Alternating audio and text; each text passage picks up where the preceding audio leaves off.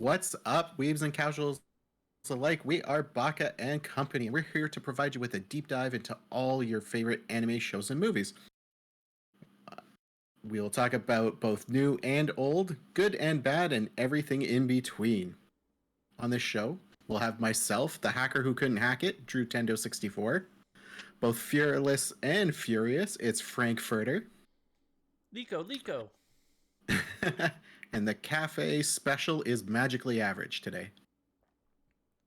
Hello. That's when you say Rico. No, I'm not Rico. following along with you. Come on, have some No, fun. you're on your own You island. stick in the mud, you. If you haven't already guessed it, today we're talking about Lycoris Recoil. Woo, yeah. This show was brought to us by the fantastic hands and badass pictures known as A1 Pictures.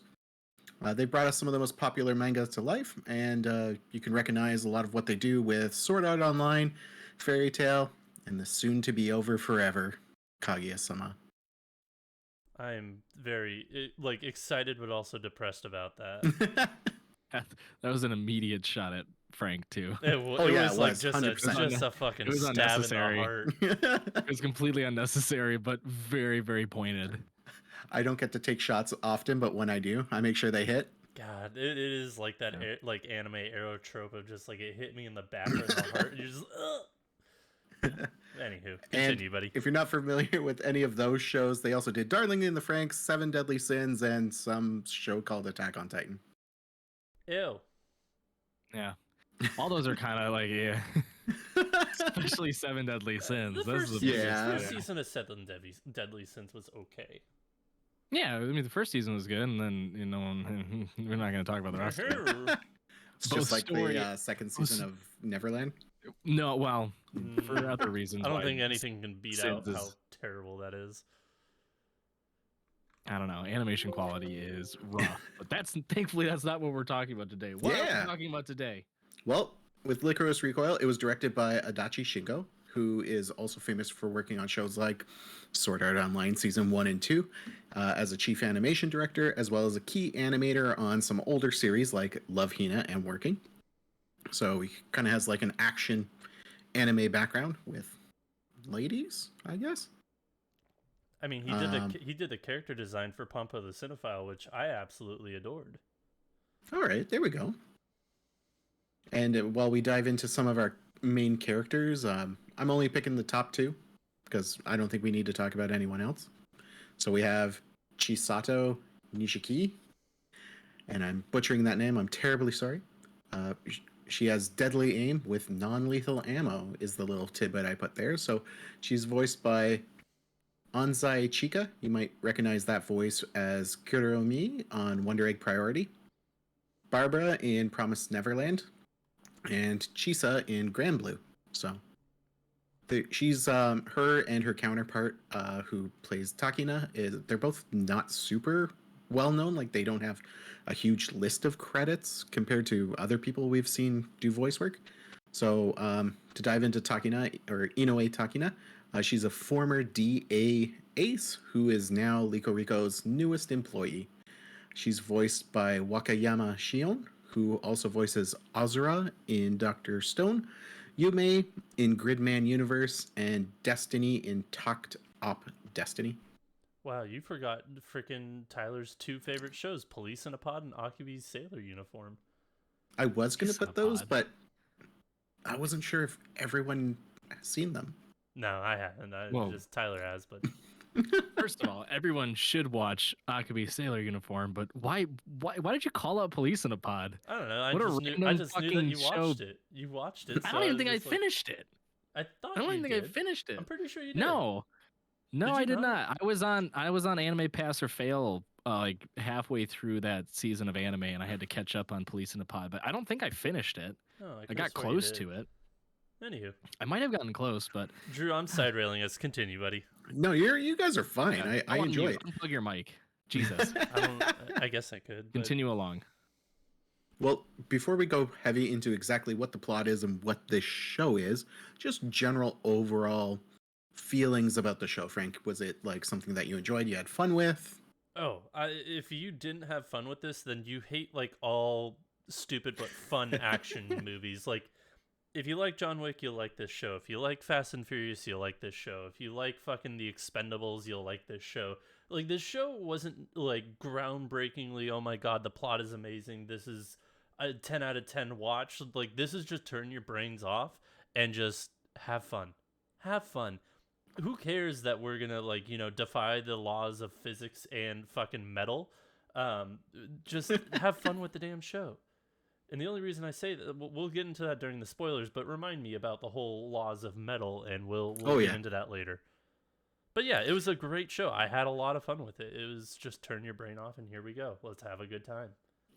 Same question, Magically Average. Was this a show you had fun with? I equate this show to watching John Wick. Are the John Wick films the next generation of top tier movies? No. But are they incredible and fun to watch? And it's just, you basically what Frank said, turn your brain off and just slap clap to all the people that get absolutely destroyed by Keanu Reeves. Yeah, of course you do. Because that's the entertaining part. That's the only reason you watch a movie with Keanu Reeves in it, is because he's a badass and he does cool shit and he trains for it, and you just want to like just fucking turn your brain off, chug a 2-liter of Mountain Dew, and have a grand old time. That's what this anime was. I mean, it wasn't anything like incredibly special. The story was somewhat interesting, I would say, but the main focus was the characters and all of the, I guess, twists and turns that happen within the plot that captured people the most. So I thoroughly enjoyed it, and I'm actually excited to see the manga that's eventually coming out, I think, because they're writing a light novel manga. It is both. I'm on their Wikipedia. I only heard of the light novel, but yeah, it says listed here manga, which it says original run started September 5th. So I'll look more into that while y'all talk. So yeah, that's cool. But I thoroughly enjoyed it. It was a ton of fun. Yeah, I'm very much in the same boat, and I know it's boring when we all agree that show was fun, but I don't think it broke the mold. I don't think it changed anything too much. It was a fun ride, and it was one of the few shows over the last little while that I like characters a little bit more endearing and a little bit more like fleshed out to at least have a purpose, rather than I am super soldier, I kill stuff and things like that. So I really enjoyed like the connection that Chisato and Takina make. I enjoyed like an episode that they had together that was really fun. But to dive a little bit more deep into the plot, so the basics is the Japanese government has a secret undercover squad of highly trained teenage girls to act as an anti-terror unit and suppress terrorist incidents around Japan before they can make an actual impact on the country, potentially cause a World War III.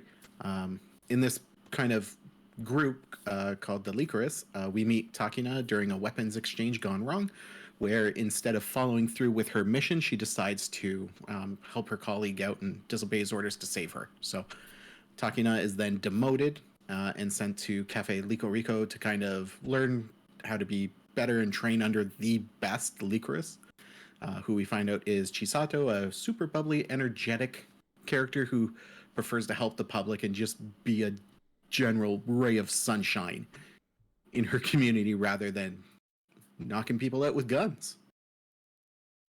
So I'll kind of start there when they meet and Takina's like kind of her goal is to get back up into DA and be like the killer squad again. She kind of wind comes out of her sails, realizing she's gonna have to do like messenger boy type stuff, go around, help people cross the street, and she's all deflated. And I thought that was a really cool like plot device to kind of get us to learn that like this character is highly trained, but she's got to be a person too.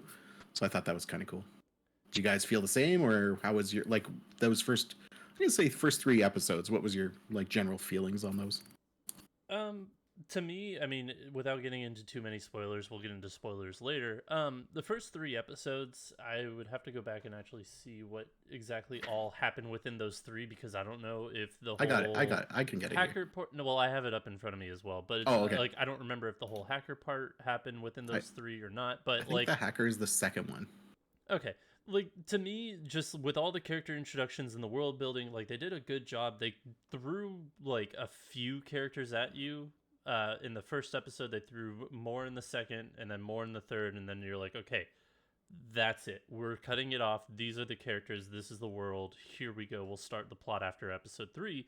But to me, they started the character development from episode 1, in which you talked about what's her face, Takina, who comes to this thing and she's really rigid. It was like, okay, cool. This is going to be the total classic hard ass cop comes into a relaxed situation, kind of like, for the lack of a better example, Rush Hour. You have Jackie Chan, who's Takina, is just like fucking like, no, we must do this or whatever, and then Takina's just fucking Chris Tucker, just like, man, relax, it's fine, go with the flow. Like it was a good setting of just like, this is what's to be expected. Like, you have this hard ass person who's just gonna be broken down and have some goddamn fun in her life for once. So it was nice. It was nice that they really kind of set that up well within the first 3 episodes, as well as introducing other characters into the story fluidly. So that was my first take on the 3 episodes. I really like that comparison with Rush Hour, because it does feel like a very much a buddy cop film where you have like 2 people getting to know each other, but also on top of that, they do have a job, they do have a duty, and then they have like a supervisor that's on them to do a better job, to excel. But then we also have like the comedy of that it's an anime and stuff like that. Magically Average, what are your first 3 episode kind of ideas out there? I mean, I was hooked after the first episode, but I would say that they did a really good job of just giving you enough from the ending of each episode to string you along. It wasn't a complete overload of information from the beginning, which shows at times tend to do, which can be overwhelming and a little bit unbearable. But they didn't skimp out on details or plot or anything like that in the first 3, to where you were like, well, nothing's really moving. I think I'm just going to head off to a different anime now and let this one kind of finish out. It was just enough bit by bit that you're starting to kind of put things together and develop interest in.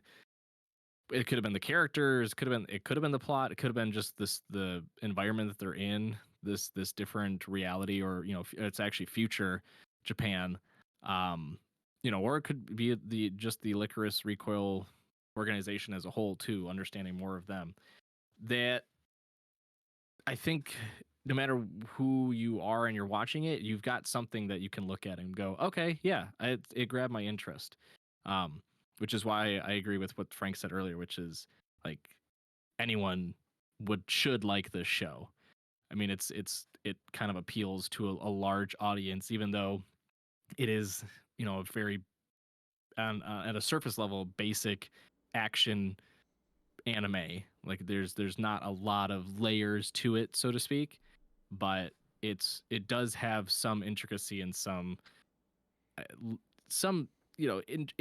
intriguing bits, I would say, that could grab anyone's attention. So if you're more into the mystery or action or however you want to look at it, I feel like it's going to appeal to you in some way, shape, or form. And I think the first 3 episodes do that pretty well. Yeah, I saw Frank turn his mic on. What's your input on that, Frank? Oh no, I was just turning it on. I turn it off because, like, anytime I crack my knuckles or something, it picks up. So okay. I've just been turning it off and on. Ew, gross. Don't do that. Yeah, I will. He's being polite. Something like that. Just for once in my life. But no, yeah, I feel like that's pretty much what I have to say about the show. Is that it's a solid start. It's really approachable by anybody if you can get over the fact that the secret government agency is run by, teenage girls and a couple adults. Yeah. So, like, you get over the fact that the main characters are, teenage girls, and you've got yourself a really fun time. But I mean, I guess I can put a score on it at the very end. We'll leave. Yeah, we'll do that at the end. We'll do that at the end. But I thoroughly enjoyed it. Without saying any other spoilers to the show. So, Drew, what do you think? Honestly, I'm the same as Magically Average. I was hooked first episode. I thought it was the right amount of action with a nice, like, I'm not going to say excellent story because it wasn't, but it was a nice story to get me curious about the next episode. And I think they do, like, to piggyback on that comment earlier, they do a very good job of hooking you at the end of each episode. They have the music, the ending theme, like, start up, so you kind of prepared that this is the end of the episode, but there's always that cliffhanger, and further in there's a serious incident, and they do, like, such a good hook to be like, what is going to happen? Like, I need to know this. And I watched up until the 10th episode. I was watching it weekly, and then I watched the last 3, like, after it had finished airing. But, like, week to week, this was a very good show to just, like, constantly bring me back to. Even the secondary characters, when we get introduced to, like, kind of the boss of LycoRyco, Mika, like, she calls him sensei, he's probably the father figure, someone who's guided her on this journey of being a pro level assassin. But they don't go into too much. They don't give it all away right then and there. And they did a very good job of giving you cookie crumbs, and then also later in the series, like, red herring cookie crumbs with a certain character where they're like, it's ABC, and you're like, okay, cool. And then later on, it's like, absolutely not. We're not even giving you letters at this point. It's like, this person is different. So I found the twists were at least interesting enough or genuine enough that they didn't feel forced. But the main villain, the green-haired bastard, being this anime's version of a Joker, kind of was off-putting, but it wasn't done in a way where it was like, I'm not watching the Suicide Squad Jared Leto Joker. I'm watching a Joker who has, like, a legitimate reason. He has a backstory, and although they don't dive too deep into it, like, we do at least learn more about him, and he develops decently, not anything to write home about, but Yeah, his name is Majima, by the way. yeah. The one thing I will add is that I do remember watching episode 1, and I texted Tyler. I was like, "Yo, this show's really good. Like, it's very good." And it's funny. Like, this came out last season. Last or 2 weeks ago, we did our review for Call of the Night, and to put, like, I mean, compare apples to oranges in this, because these are definitely apples to oranges. I had fun with both of these shows. I rated them both like a 9 on Mal because I can't do point whatevers. But, like, this is any given day, those two shows can go number 2, 3 for me for last season, like, Yeah. ranking wise. But it was such a good time. If episode 1 doesn't get you in, watch episode 2 because it's just batshit crazy with the extraction of a character, and yeah, it's a fun time. So I guess we'll put kind of the roadblock here. We are going to start discussing spoilers. We're going to go further than the first 3 episodes and just basically talk about everything. So if you still want to watch Lycoris Recoil, hard stop now. I'll give you 5 seconds. 4. I lied. I'm giving you 3. Anywho. So to go further into it, like, I really enjoyed when they started discussing who the benefactor to Chisato is, because we find out Chisato is very special. She has the first kind of electronic heart. Like, it's a fully artificial heart. That was really strange. I was just like, okay, interesting concept. We'll continue and see where this goes. Yeah, and they explain that there was a benefactor who did it for her. Someone was very gracious to help her, and then I'll spoil who that was later. But we kind of find out that's part of the reason she's excelled so much as a Lycoris. She's got, like, almost near perfect timing, so she's, like, monitors human body movement to see, like, how you're going to shoot and where you're going to shoot. So she's dodging bullets right when she comes up to people, which is super cool. And Takina just kind of sits there going, holy crap. Yeah, I like the explanation of her being able to dodge bullets. Was just like, the more accurate you are, like, you know where you're going to shoot is when she knows where to dodge. Yeah, like she knows where not to be. It was like, okay, that's pretty interesting of a concept. Like, I enjoy that, but it was just sometimes just like, you have machine guns flying at you, which if you're shooting an Uzi, those things are inaccurate as fuck. So it's a little kind of just like, can you really Plot dodge armor. all that? But yeah, I really enjoyed kind of the reasonings why they gave behind the characters. Except I did think that the artificial heart was a bit weird, but I was like, what? Yeah. Fuck it. This show can go, any given way, and it'll probably still be good because the action scenes are fun, and the characters are great, and the development of them are good. My one big beef with this show that I just want to get off, it's just the metal fucking bullshit. She shoots rubber bullets that like are non-lethal. Oh my Yet she god, can not shoot this through a again. goddamn car door, and like the bullets go through a car door, and you're telling me they're not going to go through somebody's fucking head? What?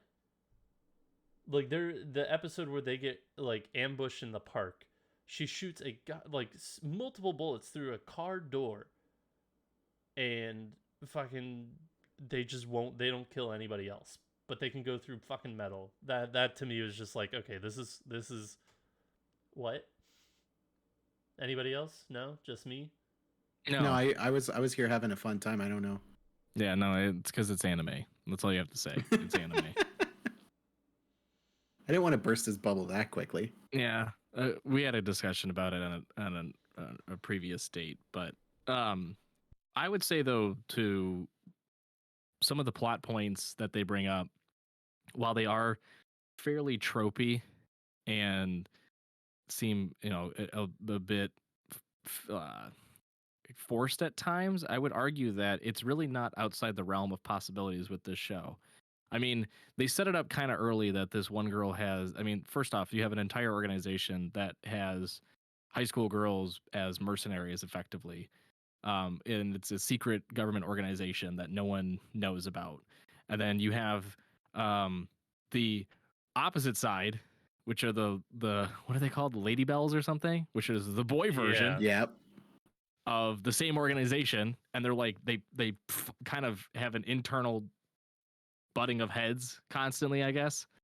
Um, they don't really get into that too much, but they did have a showing at the end of the season, and I was like, huh, this is quite interesting. I wish they would have explored this more, but whatever. But the parts with like the artificial heart, the fact that she being Chisato can like dodge at an instant. Like they were making a comment early on about how she like you could be within 5 feet of her, have a gun pointed at her chest, and she would still be able to dodge it. Like you're like, that seems a little far fetched, but I'll go along with it. And then you learn more about Majima, the villain, and we are already into spoilers, so major spoilers ahead. The organization that Jishato's a part of, which is the Allen Institute. Yeah. Well, they're founders of people with special abilities, so they kind of benefit like athletes, geniuses, things like that. Yeah, yeah, because you see it throughout the season too. Like they'll have the TV on in their cafe, and it'll be like, this person won the Grand Slam for tennis, and surprise, surprise, they're a child of Allen Institute kid, whatever, and they all have the same little owl pendant. Or it'll be like, this person won a Nobel Prize. Shocker, they're an Allen Institute kid. Like you're like, okay, something weird's here. Then you find out Chisato's a part of it, and you're like, huh, okay, that makes sense why she's like somewhat superhuman at times. And then like one of the big twists is like, oh, Majima's one, but he's a villain. Like, what's going on? And you find out that his ability is like he has extremely sensitive hearing, so he can basically through his heightened hearing abilities like can pinpoint people in the dark. Like, he doesn't need to see. He doesn't need to use his eyes. And there's a whole fight with him and Chisato in the dark. That was like super cool and well done. I was like, whoa, this is intense. It was, But yeah. like all that you look at it and you're like, wow, this is so over the top and ridiculous. But at the very beginning of the show, they established that yeah, it's gonna be real goofy at times. Like some shit's just not gonna make sense. A cough, rubber bullets in car door, cough. So yeah, like it's gonna be like that. So all of those tropey elements seem to almost fit it perfectly because you don't want it to be like this somewhat realistic thing. You're like, no, I want all the chaos and ridiculousness. Like that's what you sort of set the stage for at the beginning. I want that.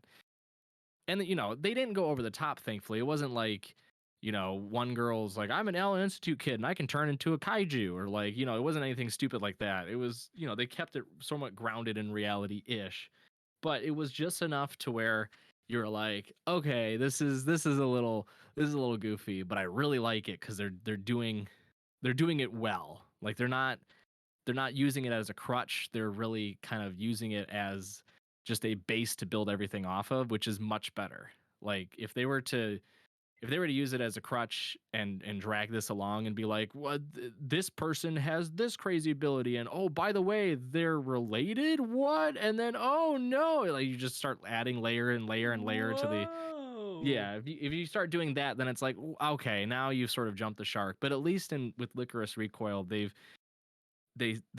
early on made it very clear, hey, this is going to be kind of crazy at times. Like, this is not your ordinary high school girls. First off, because they all have guns, but second off, because some of them are quite special, as well as other characters that you're going to meet later. Like they set that pretty early, so that's what your expectations were set at, and they kind of kept it leveled right there from the beginning. Like sure, there were twists and turns, but they were all grounded in some sort of background point in the show where you're like, okay, yeah, that makes sense. I can see that happening. Like, it wasn't anything too out of this world where you start going, oh, now they're just stretching. Now they're just grasping at straws. So I think they did a really good job with that. I think that all the different plot points that they bring about are, again, kind of ridiculous and over the top, but just the right amount of it to where you enjoy it and you're like, yeah, okay, I see where this is going now. I like it.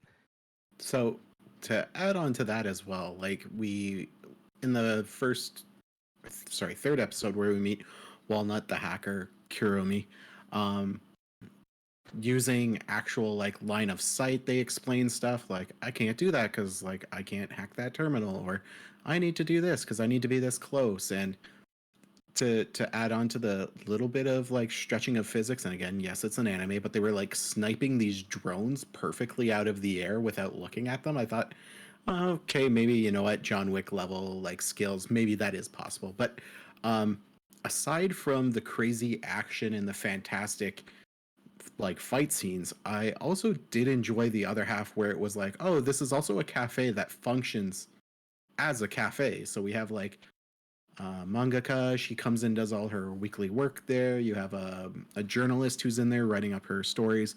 Like you have a detective who's about to retire. He just likes to play board games. And you have like this whole little community that I thought was very cute and wholesome.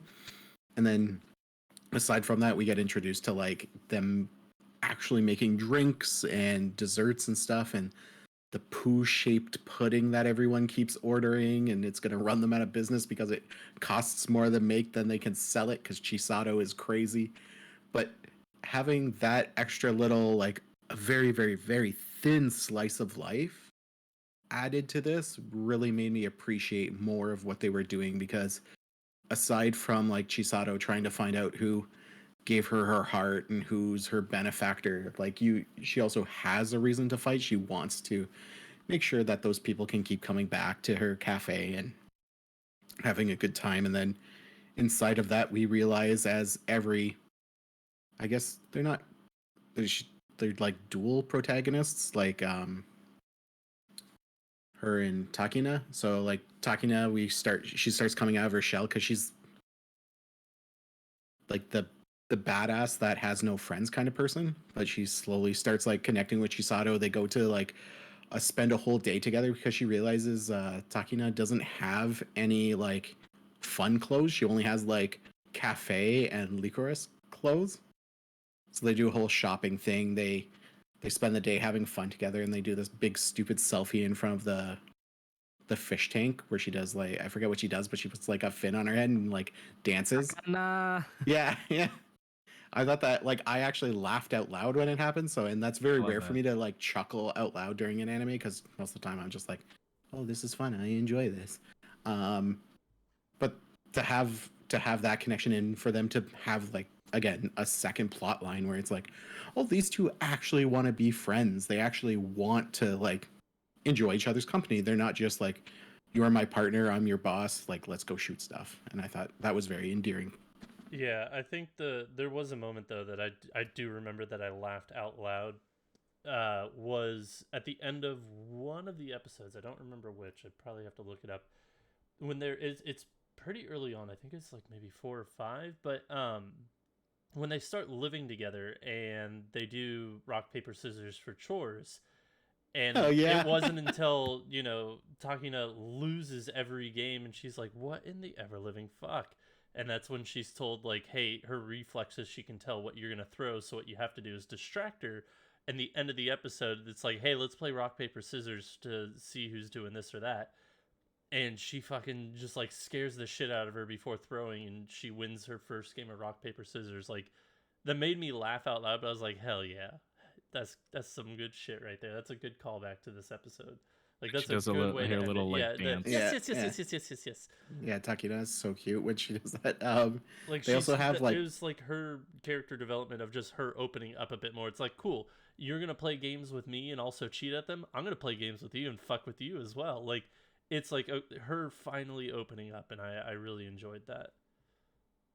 I like seeing because they show it a couple times. They show like the chore sheet, and then it's like Takina Chisato. She's like, well, I shouldn't be on there 4 times a week, and you only be on there 3. She's like, okay, well then let's rock paper scissors for it. That whole thing happens, and that's that whole episode. But I also really enjoyed when Chisato like takes the day off. I think it's for the episode where she has to go get a physical at DA, and we see her apartment, and I actually froze. Well, I paused the screen to see all the fake movies they had, and it was like knockoffs of Die Hard, knockoffs of The Matrix, knockoffs of The Expendables, and it was just great to know that, like, again, this is a John Wick level show, saying that all this girl who has perfect reflexes watches is action movies because, like, that's what she loves, and she's like fully into them. And I believe, is it the hacker or Majima calls her and asks her to watch them? Not sure. Someone wants, I can't remember. I should have wrote notes for each episode, but someone like actually discusses the movie choices with her, and she's like pleasantly surprised. She's like, "But no, I got like this has to be serious. I'm in a serious situation." It was Majima.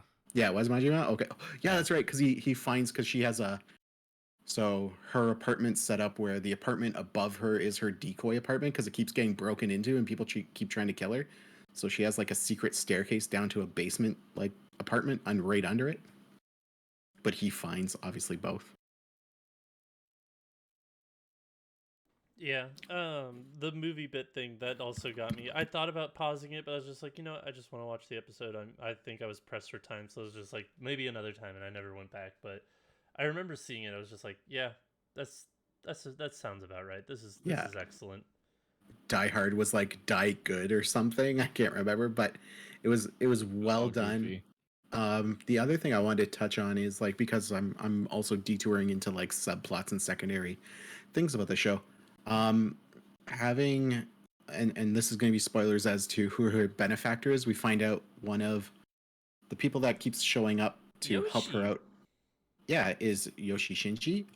He is literally the guy at the Allen Institute, and he's been helping her, doing a bunch of stuff for her to kind of build her into the perfect assassin. But when we start finding out more that like him and Mika were like a thing literally before this all happened, and they used to be more than just partners, yes. But the fact that the show blended that in nicely, it didn't like slap us in the face and announce it. They obviously have strife between them. Mika being Chisato Sensei doesn't like kind of agree with where Shinji's pushing her, and just kind of wants her to live her own life. And he's like, nope, you promised me you'd make her into a perfect assassin. I'm here to collect all my debt. And they have words, and shit goes down. And then this leads us into Majima not only just trying to pull the Lycoris out and prove they are who they say they are, because that's kind of his goal, is to just kind of expose and create chaos. But then we start learning he's being kind of pushed and funded by Yoshi as well to kind of make Chisato into that hitman. And like, that's a wild 3 episodes of chaos and learning that Chisato doesn't want to be that. She wants to thank him, but she can't thank him in the way he wants her to. And it's the whole spiderweb of anime subplots, which again, this show does such a great job of not beating you down and saying like you are going to enjoy this girl killing people. It's like no, like she's doing it because she has to, and well, she doesn't actually kill anyone. She uses the rubber bullets, and or they're like rubber clay. I don't know. They were rubber bullets, and then they like dissipated into like a red mist. I don't know exactly the Cocaine. Sure, it's red cocaine. I mean, Walter White had blue fucking crystal. All right, let's move this along. Let's move this All right, along. fine. I don't know. Then you move To it what along. you were, I will. Let me do it, Frank. I will say to what you were getting at, Drew. I thoroughly enjoyed the twists and turns, and I think what the show did the best at throughout the entirety of the season was let you come up with your own theories and hypotheses.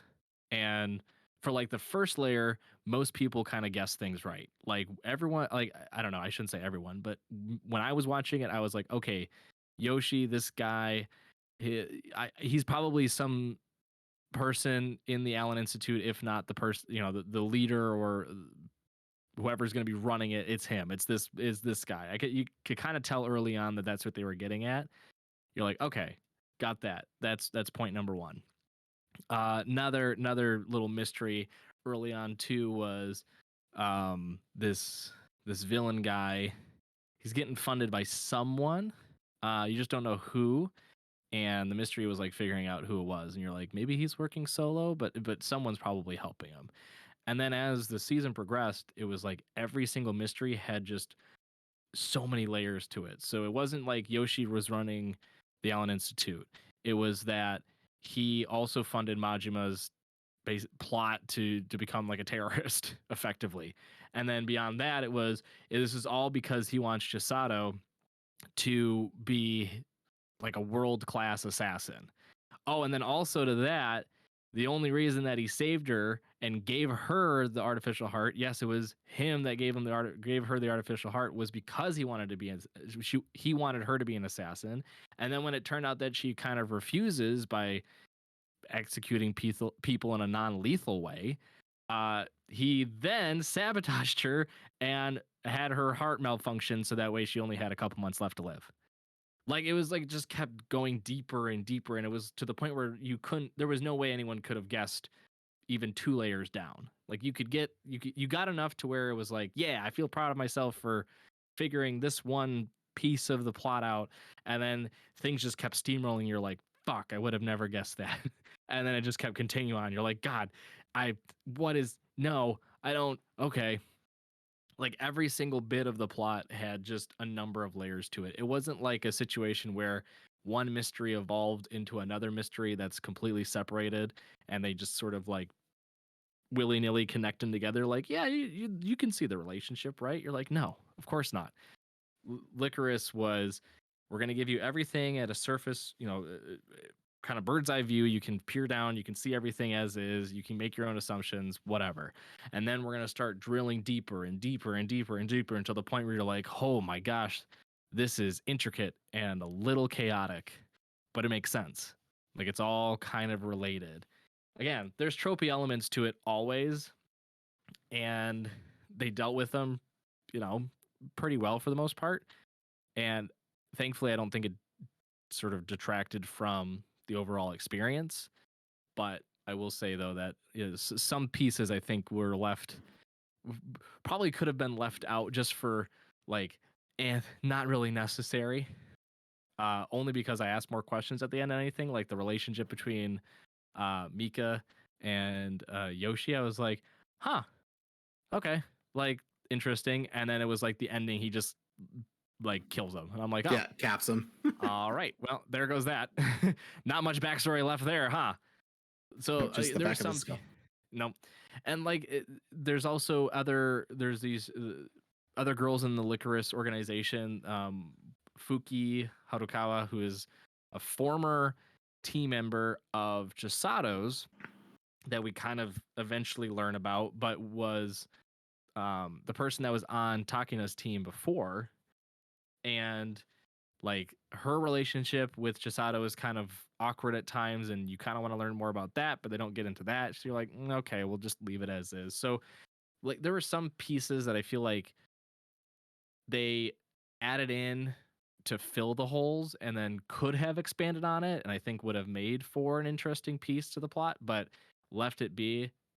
Thankfully it didn't affect it so much, but there was a lot left to there that they could have done with. I think that's really my only issue with the show, is that there was plenty for them to draw from, but they stuck to the main pieces, the main fleshy bits of the show, and decided, yeah, we're just going to go with this, and we're going to keep going layer upon layer, deeper into this giant web of chaoticness. What do you guys think of like the ending and how after Chisada's heart gets fried and they're like, we have another heart, but now it's inside the guy from the Allen Institute, and you're like, crap, it's inside Yoshi. It's just they think that Yoshi has it, but little do they know it's inside him. Like with that whole thing, and then the face off between or with Majima, like what did you guys think of that ending? Because the ending to me, it was fine. I thought the whole subplot of the heart was still just really bizarre. That is just like, all right, well, you refuse to kill people, but if you want if you want to live, you have to kill me essentially and take the heart out of my goddamn chest and replace yours. Like to me that was just kind of like, I get it, like he's trying to make her a killer, and maybe if she kills him, she will continue to kill other people after, but it felt so out of left field. It felt kind of just strange to me. I don't know. See, to me, it didn't feel that far fetched at all, really, because again, it was one of those things where they introduced it pretty early on, right? Like episode, what is it, 5 or 6, where Chisato has her physical. That's when I think she shows Takina. She's like, yeah, like, do you feel my heartbeat? Nope, it's because it's a robot. And then it's like, okay, cool. And then you go into the little backstory about how she had a degenerative heart disease, and she was the first in line to have this heart transplant. And you're like, oh, cool. And then tied to that was the agreement between Yoshi and Mika, which we didn't learn about till later, which is, yeah, I'm saving her, but she better be a fucking assassin, because I am not letting these skills go to waste. And I can end her life like that. Like, I don't care. Like if she's either an assassin or she's useless to me. So yes, they use the heart almost exclusively as the like tipping mechanism, so to speak, for Chisato transitioning from the I'm doing everything in a non-lethal way because it's who am I to be the decider of who lives and who dies, to no, I'm just going to be a cold heart killer because I don't give a fuck. Also because I'm a badass. Like the whole idea was that they're going to use the heart to be that sort of main piece to figuring out the puzzle of, will she actually stay in the non-lethal realm and go with the more humanitarian approach in her profession, or is she going to go full-blown assassin like Yoshi wanted? And it went so far to say, like, he went so far as to go, you either choose, you die or I die. If you die knowing that you gave up your entire life moving forward, this incredible skill, so much potential, just because of some stupid personal vendetta against killing people. Or you rip the heart out of me, fucking Mortal Kombat style, you shove it in your own chest, and you go on kill people for a living. Choose. So, I mean, it's a little extreme, sure. I'll give you that.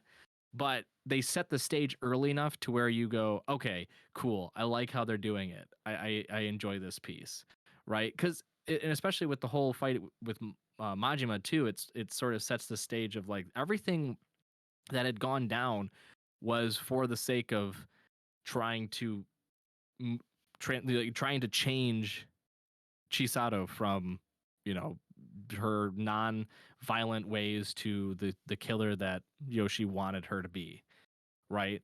So how do you do that? Well, you create this villain that has no cares for anyone else, that only wants to see the world burn, and make her come to the decision that I have to do something. He's just going to keep showing up. Like, he's just going to keep going about his ways. Well, how do I do that? Well, you have this person who is a part of the institute who exactly knows how to do it. Fund this other crazy, I can hear shit from a mile away and pin drop 2 meters below me dude to go and fight her and battle it out and make her change. And then it's not until the very end of that fight where she realizes, oh shit, it was just fireworks this whole goddamn time. I was set up. Fireworks Like, was a weird movie. everything was built for her to eventually become an assassin from the very beginning. And it's not until the tail end that you start kind of putting everything together and going, holy crap, this was the main focus from the start. And I had no idea. Like, you had no clue, right? You didn't know Yoshi's motives. You didn't know Mika's involvement. You didn't know much about Yoshi until the end either, and what his agenda was. Like, it wasn't until the very end where everything started to come together and you sort of reflect back and go, oh shit, they did kind of set the stage for all this, huh? Didn't they? Wow. Good job. Yeah, and they did. They did a really good job doing that. I think it was one of the more like complete endings that we have to a season, because they obviously set stuff up in place for a second season, which I do hope we get, and I hope it's like the same vibe, not the same shit, but having that build up and being in the seat of like, wait, this means that, and this was this, like discovering that along the way, rather than like a lot of shows I'll like try and plot map stuff and try and like figure, like kind of spoil stuff for myself. But this one I was just along for the ride for the most of it, and I found that last fight was very entertaining, and at points I did think, I'm like, are they going to kill her? Is she going to get like, maybe she gets severely wounded and they cloud strife her where she's unconscious for the second season, whatever that might be. They put her in an egg like fucking Sora or Yeah. whatever. Your memories aren't your memories, they're implanted memories, and we gotta find the key to Kingdom Hearts. Oh my god. But like, for all that to say, like, minus steel, like another part about Frank's rant about metal, how did Takina get down and get that bag on that steel beam? Magic. Right? So anyways, but to kind of like summarize and go into final thoughts, I had a lot of fun. I really enjoyed this, and this is going to be one of those shows that I do recommend if people just want to sit down, you know what, binge, have a great time, and just kind of see something different. Because a lot of the times we're treated to like a Cowboy Bebop type show where there's a lot of build up, action, a lot of plot, action, and then just kind of you're left to figure out the pieces. Whereas the show does a very nice job of not to borrow a term, railroading. Doesn't drive you to an answer. It kind of gives you the puzzle pieces, and you're there to put them together. And even if you think you're putting them together the right way, the show goes, aha! It's not like that. So I'll move over to Frank. Your final thoughts. I think that the show is a solid like 8.5, 8 to 7, like 8.75. Yeah, that's where I was landing. I really like I said at the top of the show, I really enjoyed this show for what it was. It was turn your brain off fun. The twists and story were, while they were good, they were solid. Like, you guys summed it up pretty well. There wasn't really much for me to add there, which is why I didn't add much to it. The plot itself was fine. Like, it was good. It had its twists, it had its turns, it was good. But the character development is what really hooked me and sold me on the show. Because once I saw that it was a buddy cop movie and just an asinine world, like just a ridiculous world, I was like, yep, I'm in. This is great. I'm super excited for this. And just, it was a good time. I was hooked from the first episode, and I was very pleased with the ending. The ending, it hit on the cylinders I wanted it to. It left it open for, hey, if you want more, there's more, because we still don't know much about the Allen Institute. So like, if they want to do a second season, I don't think it's necessary, but you know, if they do it, great. If they don't, you know what? I had my fun with this. Magically average. I will go with my rating that I had in my head before Frank said his, which is I'd give it an 8.7. And to try not to repeat too much of what's already been said, if you like turning your brain off on shows and just watching it for what it is, this is the show for you. If you like watching a show and finding out the mysteries behind characters and the plot, this show is for you.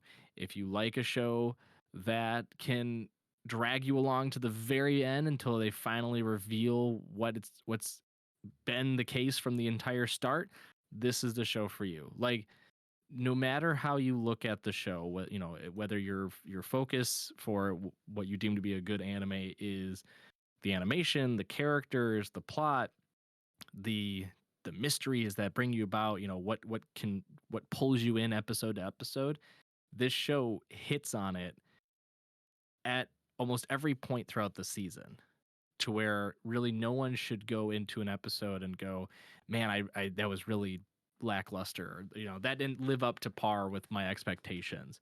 Like, at every point in this, when I was watching, I was feeling like, yeah, I think this is for everyone. Like, no matter how you look at it, how you watch it, I think you can enjoy it for what it's worth. Again, to bring up Keanu Reeves and John Wick, like, those movies are a great way, a great time for you to just hop on the couch, big bag of popcorn, 2-liter pop, and just turn your brain off and watch away. Like, there's not much behind it. This is the same type of show too. You can binge it, no thought behind those eyes, doesn't matter. You just are watching it because of the pretty colors and all the action stuff. And then, if you like, well, I actually kind of like that, but I didn't see all the different little twists that were coming about, you can go back and start looking more diligently and going, oh, they kind of peeked this, or you snuck this in here, or oh, they started to hint at this point. Like, it's enjoyable no matter how you look at it, no matter who you are, what type of anime viewer you are. This show is a fun ride from the start to the very end. All right, so with that, I'm going to agree, and just because I didn't put a number on it, I was a hard 8.5 moving up towards a 9, so that's where I'm going to rest. But I want to thank everyone for joining us today. If you have suggestions on what we should watch next, please send them our way by giving us a tweet at Baka&Co Podcast on Twitter. You can also look for us through our link tree there and find where else you can listen to us. We also want to give a huge shout out to Akano from SoundCloud for our intro song. And until next time, keep being awesome.